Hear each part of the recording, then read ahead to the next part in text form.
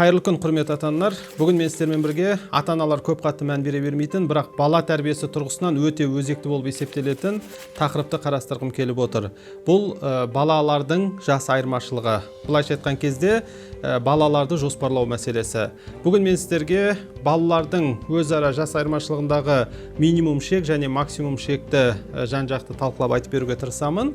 Ең бірінші осы төменгі шектен бастайтын болсақ, ең кемінде балалардың жас айырмашылығы кемінде 3 жас болғаны дұрыс. Яғни бірінші балаңыз бен екінші балаңыздың арасы, немесе екінші бала мен үшінші баланың арасы кемінде 3 жас болғаны дұрыс.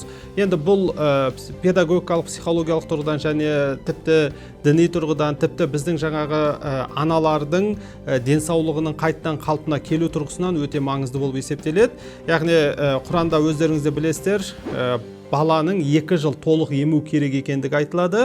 Енді осы 2 жылды толық еметін болса, 2 жылдан кейін барып бала жоспарланатын болса, бала дүниеге келгенге дейін осы 3 жас деген көрсеткіш осы жерден шығады деп айтсақ болады.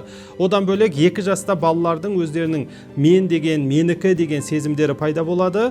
Егер жаңағы осы 3 жас деген шек ескерілмей, бірден жаңағы 1,5 жылдан кейін немесе 2 жылдан кейін бала дүниеге келіп қоятын болса, ондай жағдайда баланың менікі деген сезімдері тулап тұрған кезде оған өзінің туған анасын немесе өзіне тән өзінің жеке мүлкін немесе өзінің жеке кеңістігін бауырымен бөлісу қиынырақ болады. Бауырымен бөлісу ауырға соғады. Сол себепті, яғни алғашқы баланың осы секілді қиындықтарға душар болмас үшін және де одан да маңыздысы өзінің анасының махаббатын, әкесінің махаббатын толыққанды өзіне ала алу үшін осы 3 жас деген шекті ұстану бұл бала тәрбиесі тұрғысынан маңызды болып есептеледі. Одан бөлек әйел кісілердің денсаулық мәселесі бар. Өйткені баланы дүниеге алып келгеннен кейін әйел кісіде кәдімгідей жаңағы өзінің ағзасындағы көптеген құнды нәрселерін сол балаға береді. Былайша кезде кальций болуы мүмкін, темірі болуы мүмкін деген секілді. Бұл нәрселердің де қайтадан қалпына келу үшін белгілі бір уақыт өтуі керек. Бірақ өкінішімізге қарай бізде көп жағдайда бұл жоспарлау мәселесі ескерілмейді.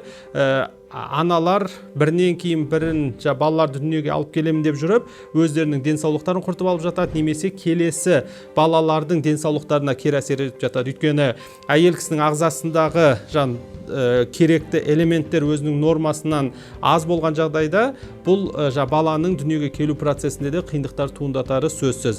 Сондықтан да осы жан-жақты қарастырған кезде балалардың жас айырмашылығының кемінде 3 жас болғаны маңызды деп ойлаймын. Ал егер жоғарғы шекке келетін болсақ, жоғарғы шек ол 5 жас деп қарастырсақ болады. Яғни бұл педагогикада, психологияда бұл 5 жылды бір поколение буын деп есептейді, және де әрбір баланың өзінің буынынан, өзінің поколениясынан бір бауыры болғаны жақсы деген ұсыныс айтылады. Сол себепті мүмкіндік болса осы 5 жастан қатты асырмаған дұрыс болып есептеледі.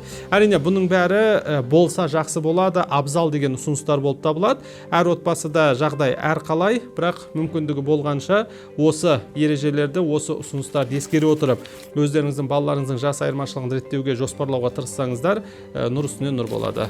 Назарларыңызға рахмет.